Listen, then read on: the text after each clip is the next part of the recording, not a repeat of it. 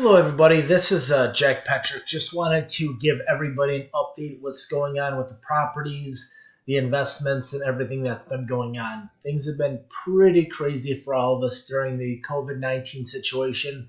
I've talked with a number of you, but I thought it would only be fair to get some information out just to get everybody on the same page. So far this month, today is April 8th, we've collected about 99% of all rents. The rent collections for this month has been no different than any other month, and I've been really happy and that we're in this position right now. There's been a lot of uncertainties, and I'll go into some further detail on that. The renovations, leasing, and operations are probably going better than ever. And again, I'll go into a little bit more detail on that. So I want to start off by going back roughly about a month ago. As we were having concerns of COVID-19, but things weren't really, we had the potential of things happening, but we weren't sure how bad it was going to be. I started taking more notice of it right around when the NBA season was being canceled, and we were seeing March Madness and things of that rolling down, and looking at the amount of revenue that was being lost from those events being canceled. I was definitely taking things more seriously. We were actually planning on going to Disney. We had a lot of people lined up. It was going to be an amazing trip. So we, like the week before we were supposed to go, we pulled the plug on that. We did not want to get stuck down in Florida in the event if things became more escalated, and just knowing there was going to be a lot more focus needed on operations during this time. So we made that hard decision, which was the right decision to make. I knew we were going to be affected, but I just didn't really know how involved things were going to get. So the one thing I wanted to do is I wanted to order a lot of material for all the units that were open, that were in the process of being remodeled. I didn't want to assume that Lowe's or Barnett Supply or whoever else were going to be available and had material in stock. Because we've seen so many shutdowns in China, I didn't know if Lowe's and Home Depot were going to have material shortages. So we really focused on getting material to the projects and property and actually buying more material than we typically would. Thankfully, that even today, material really has not been any issues or delays for us. We also didn't know how involved these shutdowns were going to become. The only thing I had to reference was Italy, where people were completely shut down and confined to their houses. So I didn't know if we would get to that position. So we just put a very high degree on pushing everybody, being suppliers, subcontractors, and my crews, to get things done as fast as possible. Now, we also didn't know if we were going to be affected by leasing. Would we be allowed to move during this time? And we also didn't know if city inspectors would be around and about and doing inspections. So there was just a lot of unknowns of not knowing how involved and how affected we could become during this time. So basically, over the next number of days, the governor would come out, provide more information, and life continued to become more restrictive. Some of you are from Ohio, others of you that have invested with us are from out of state, and each state is doing things a little bit differently. We didn't know if we would be considered an essential business, and we didn't know how many people were going to end up getting laid off. But thankfully, once that order came out, we were considered an essential service, which makes sense. When people have heating issues, plumbing issues, repairs have to be made, we develop a roof leak, things of that nature happens. I mean, those issues have to be dealt with and addressed. So thankfully, we were considered an essential service. We drafted letters immediately, got them out to all of our people. And thankfully, all of our suppliers stayed open, and we have not experienced any material shortages or delays with that. We were expecting to be occasionally having to be pulled over to provide proof that we were essential. So far, that has not happened. We've had a large increase in the Ohio National Guard, but we also, again, just things have been running relatively normal. I mean, as we're driving the job sites, traffic has definitely been minimized. I mean, there's a lot less people on the road, but, things are still running that are necessary, which has been a great blessing. At the time, I had to make a decision on, do I stop remodeling and conserve cash if times get really hard, or do I continue to push forward, and all the units that are down and that are not generating revenue, do we get those across the finish line so we can minimize our income loss and bring capital in?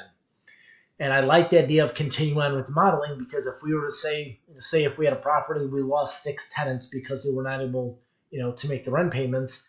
If we had 6 units that just came online and just rented out, then that would be a wash. I would lose 6 tenants, but bring 6 in, and it would kind of, protect the revenue stream. So, what I wasn't, again, at that time completely sure what the right decision was.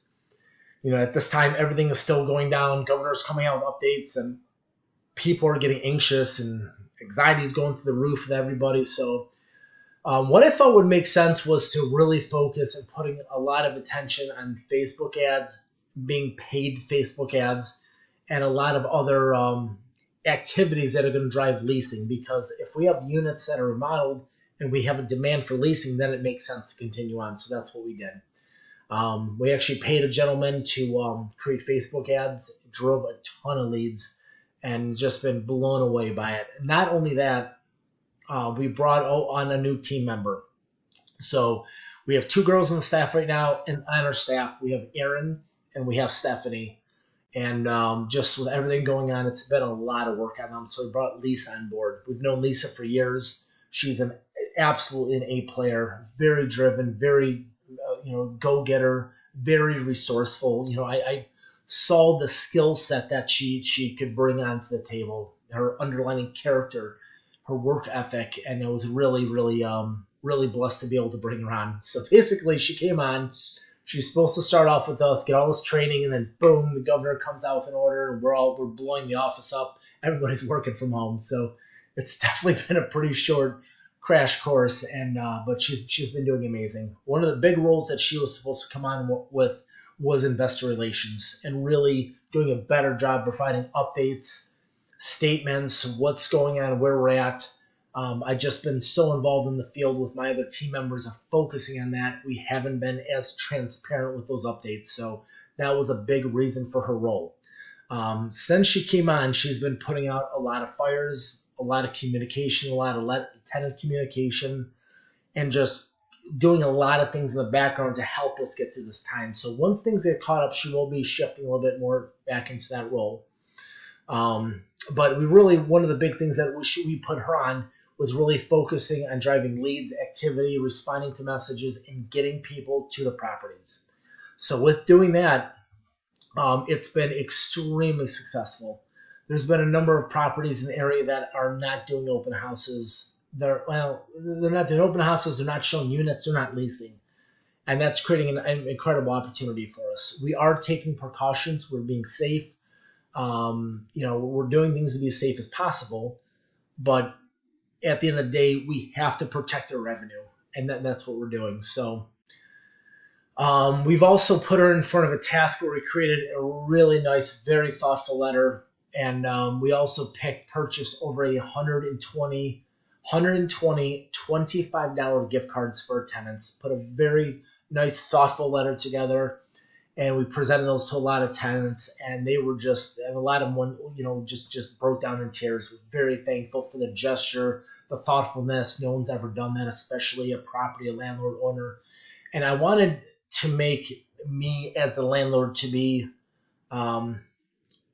somebody that's not just the image of a landlord for so many people, some rich guy in a Ferrari and just doesn't do anything all day besides hit golf balls. And that's not the reality of it, but that's the perception. So I wanted to humanize myself a little bit more and go and provide a gesture to the tenants. And again, that was really well received. And I wanted to see how the rent collections went at those properties versus the properties I didn't do that with. And surprisingly, they were about the same. As the additional weeks went about, the governor came out every couple of days, the governor of Ohio, and provided multiple updates. And, sometimes they were great, and sometimes he definitely created some real fires for us to put out. So their intentions are they're trying to protect us. And financially, they're trying to protect the economy, but just the message was not really clear. So they were trying to communicate a message asking lenders to provide relief to landlords, and for landlords then to provide relief to tenants. And it's a great concept. And he had drafted some documents together, which he was initially meaning that this documentation was meant to provide small business commercial tenants with a 3-month relief where they don't have to pay rent for 3 months, and that the lenders would give them a 3-month relief. And but when that message came out, it was about as clear as mud. Then the lieutenant governor came on after our governor and made it even muddier. So what ended up happening is every tenant, what they heard was, I don't have to pay rent for 3 months. And what they also heard is, well, landlords don't have to pay their mortgage for 3 months. So that created quite some stress during that situation. We immediately contacted the governor's office, as well as many other landlords did. We contacted our lenders, we reached out and just really dove deep on it.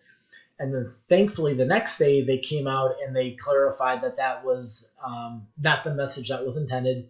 And yes, you have to pay your rent. So that was helpful. But again, we're just going through and just really been spending a lot of time keeping communication open with tenants and with us, and really trying to work together. And again, if somebody comes into a financial hardship, in the past, the 3-day eviction notice was we would move pretty aggressively on that. And through all the years of doing this, I've given so many people so many opportunities. I could buy a ridiculous amount of cars right now with the amount of money that I've lost through the years, from giving people chances and opportunities. It's just been, it's taken a long time when I was doing that on my properties and my dime, making those losses, before I found a better happy medium with those situations. So if somebody goes through financial hardships, we do have a worksheet that they can pay with a credit card. They can use a relief check. They can use a tax return. We are waiving all late fees. We can do a payment plan. Like, we're providing a lot of options, because people that are and will become unemployed, we want to be able to provide as many options for them and opportunities so that we're not evicting them. That doesn't benefit us. That doesn't benefit them. But if we have somebody that is just blatantly not making any effort, any communication, we're going to move forward to the 3-day eviction notice. And although the dates are getting pushed back, we still can file with the courts. We still can get a court date. So, that's basically how we're handling that with our tenants right now. And really, we have not had to issue any 3-day notices or evictions, but there's a good chance that we will have to see some of that moving forward. Let me see a few more updates here. Remodeling is going exceptionally well right now. The crews that we have working for us are very thankful that they have work right now. And for a lot of them, we are the ones right now that are providing food on their table. We're the ones that are providing their mortgage payments, utility payments, and they're just very thankful, because naturally homeowners right now are not wanting contractors in their house right now. And that makes total sense. But we're working in a relatively pretty safe environment. We're working in vacant apartment units. So, things for the most part have been going really well. We have one complex that the units we're working in are occupied, so we are having a little bit of resistance on that, but most of the stuff we're doing are vacant. And right now I'm really pushing our crews, our suppliers, that we cannot assume we have next week. We have today. Put the hours in today, make it happen today, and anytime we get any pushback from the supplier, we'll have it in 2 weeks. No, we need it next week. I've been having a lot of those conversations and just explaining, right now, we don't know what's going to happen next week. So I'm not counting on it. We need to push today. So that's been going really well.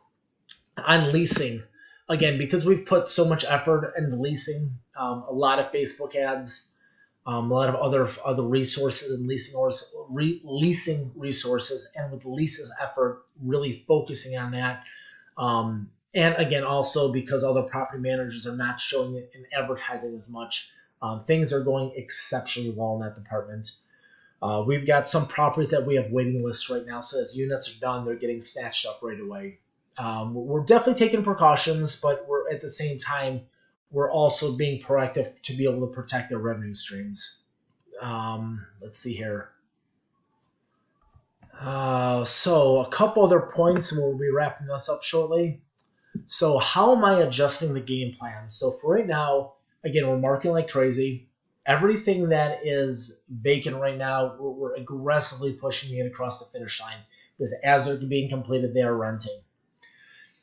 If we see a slowdown coming up or any additional restrictions which would prevent people from moving, then at that point we probably would pull back a little bit on remodeling, but at the moment it hasn't been necessary. I do have a property that I'm doing a refinance on right now. I should have the refinance wrapping up in about 3 weeks, and I will be getting a very substantial check coming back.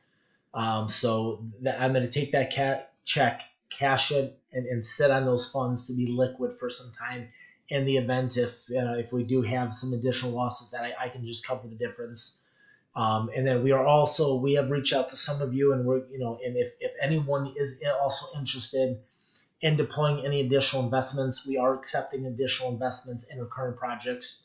One, to have a little bit more liquidity. Secondly, so we can just much more aggressively push through the remodeling and such right now. So again, so we can get things pushed across the finish line even faster.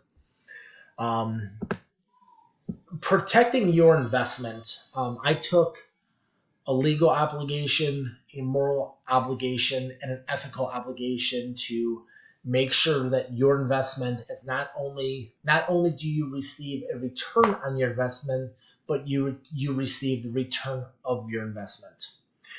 I went through 2001, went through 2008, and when I made the decision to do a full switch into this, I had done that because I was sick and tired of saying, it would take 10 years for the market to improve, to get to a point where everything's good, and then it just within days it comes crashing down as it has done right now recently again. This cycle just keeps happening over and over again, and we're not going to be able to retire on that trajectory of grow our retirement account, crash it, grow it, crash it, grow it, crash it. So I want to thank everybody that has invested with me, with us, that has partnered with us on doing these properties. I really take the responsibility very seriously. And I was laying in bed when all this drama was going on and thinking, I'm in my house right now. I love my house. We've spent a lot of time building this property, and I would have more peace at night losing my house if something were to go bad, and making sure all investors were paid back in full in lieu of somebody getting shorted and keeping my house. I just want to get across that my passion and my focus to protect your capital has been and always will be the 100% focus of what we're doing. And every decision that's being made and all the late nights and all the late hours are being done to maneuver through this situation. And my team has just been doing just an absolutely amazing job. I mean, nobody's been working 40 hours. It's been 50, 60, in some cases 70 hours around the clock, 7 days a week, to just navigate through these times, because we have to make sure that we're making the right decisions and doing the right things. And let's see here. Just want to mention just a couple other things real quick that I think are just important to get across. So it's been a lot of stress on people and everybody. The financial stress of this, the physical stress, the concern of coming down with this, and this event will pass. We've all have been through some pretty tough situations, and at the time it seems like doom and gloom, worst case scenario, and so many times those events pass, and then 5 and 10 years later, we hardly can think back at when that event had happened. So we will get through this. And I just want to just encourage everybody that take the time, once we have our moment to kind of get our heads cleared up, to focus for the opportunities of what can come through these events. There is currently, and there will be, a massive transfer of wealth. More millionaires are made and more money is made in down markets than up markets. And I know a lot of you still have money in the stock market and you're looking at those balances and it's just killing you. But what I would just encourage you to do is, instead of looking at that, look at the opportunities to come. Everything right now is on sale. Like we're taught, when we shop when we go to the grocery store, to get the buy one get one free. We look at it for sales. We look at discounts. Everything is on discount right now. So even though your portfolio, if you still have the market, is down, you could buy at price points you're not going to be able to buy for many years to come. You're being able to buy at a massive discount right now. Right now, I don't anticipate any fire sales or any discounted apartment buildings in the next number of months. But in the near future, there's going to be a significant amount of properties that we're going to be able to buy and pick up at some pretty significant discounts. Um, there are people that have bought from overseas, out of states. They've hired poor property managers. They've had poor tenant relations, and people during this time when they're more stressed out right now, they're not going to have the tolerance to deal with issues as they may have been able to in the past. So there are landlords that are going to lose tenants, they're going to lose money, and they're going to get in a position either they have to, or they want to, or they want to get out. And those are going to be our opportunities to go in there and buy a lot of properties at some pretty substantial discounts. Back in 2008, we went through that huge, real estate crash. Mortgages, just so many evictions, so many foreclosures. Lenders pulled out, people went bankrupt, lots of divorces, builders went bankrupt. Like it really had quite an effect on our economy. And at that time, there was very little confidence in real estate. It was very hard to get a loan. And I was buying single family properties in Maple Heights and Garfield Heights. It's a C-class community for those that are not familiar with this area. Back in the 50s and 60s, it was a very thriving, very wonderful community. There was just some changes that happened in those communities, and poverty increased, crime increased, and property values decreased. So prior to the crash back in 2008, prior to the crash, houses would sell between $100,000 and $120,000 for a typical 1950s bungalow. And then after 2008 happened, one of the first houses I bought for $60,000. It was 50% off. It was a great deal. And as time went on, those prices went from 60,000. Then I was buying for 30,000, 20, 10. I went down to the very bottom where I was buying for $4,000 a house. Now today, people applaud me for that. They think I'm a genius that I did that. But at the time, nobody had confidence at that time in the market. But we were buying things at such absurd discounts and absurd. I could buy a property at $4,000. It would cost me more money to tear out and replace the driveway than to buy the house, the garage, with the driveway, with the land, with everything.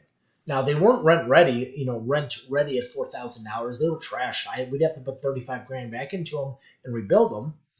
But in that process, we went in and we saw what we had. I blocked out all the feedback, what everybody else was saying. I knew what we had. I knew the intrinsic value of what was there. And I bought not based upon the opinions of others. I didn't buy those properties because my friends and family did not support me. Even at the fire department, they thought it was crazy. But I knew it was there. So I'm not a fan of the stock market. I've been through that too many times. But like Disney right now, Disney stock, last time I checked, was about around $90. It was previously $140 just 30 days ago. So when things are down, take the opportunity to buy into those things when it's low, and then you can ride it up. Don't wait until consumer confidence increases, because if you wait until that point, you've missed the boat. The trajectory has went up, and you've missed out on it. So what that message for you, I'm not saying necessarily that Disney stock is the right decision for you, or an apartment building, or whatever it is. I'm just trying to get the point across that there are a lot of opportunities right now, and just block out the noise, block out the background noise, and whatever that is, learn about it, educate, and jump into it. And if you pick the right companies right now, if it were to be stocks, there are some great gains to pick up from it. If your interest is you don't want to go on that ride anymore, and you want to go more into more passive deals, where checks are getting paid each month like we're doing it in the apartments, and you want to continue on with that, there's going to be a lot more opportunities to come. And And that was about it. Just want to thank everybody for taking the time to listen to this. I do have another property under contract right now. I do have an extension on it, and I purposely did that because I wanted to see how things were going to play out over the next couple months. My earnest money right now is fully refundable if things change with the market. But if things improve, things go well, we are under contract to buy another deal. So if that's something you'd have any interest in being involved in, just let me know. But again, thank you so much for the time and the energy investing with us. And we're really doing everything possible to absolutely ensure everybody's investment, and very confident with how everything's going right now. We're going to come out on this thing doing really well. And again, on the backside of things, once things kind of settle down, there's going to be a lot more opportunities coming available, a lot more apartment buildings, and I cannot wait to be able to return everyone's capital and then to redeploy it back in those next round of deals coming up. Is they're coming. So thank you very much. As we have more photos, we are getting a really cool video made right now. We're going to get that out to everybody, get more pictures of properties and updates, and just keep everybody posted. And again, once we get through a little bit more of this, Lisa's going to be transitioning a little bit more in the role and just communicating on a more consistent basis with photos and statements and everything like that. So thank you everybody very much. Hope you have a great evening, and we'll talk to you soon. And also, if you have any questions, anything else, please feel free to reach out to me anytime. I'm here for you, anything you have. My phone number, again, I'm sure you all have it, but it's 440-552-8483. Again, it's 440-552-8483. Thank you.